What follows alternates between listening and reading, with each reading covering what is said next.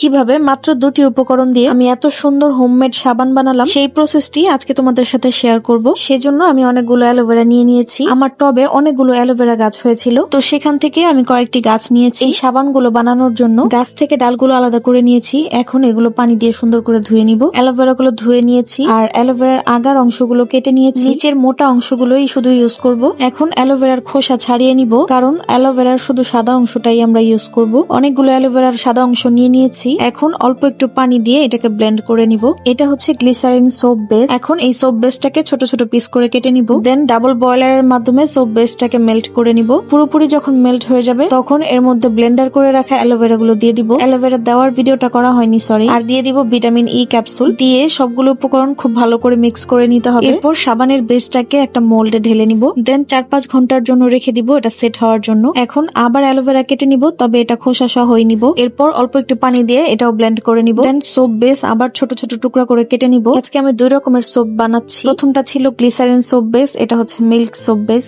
একই প্রসেসে এই সোপ বেসটাকেও মেল্ট করে নিব। মেল্ট হয়ে গেলে ব্লেন্ড করে রাখা অ্যালোভেরা গুলো সোপ বেসের মধ্যে দিয়ে দিব।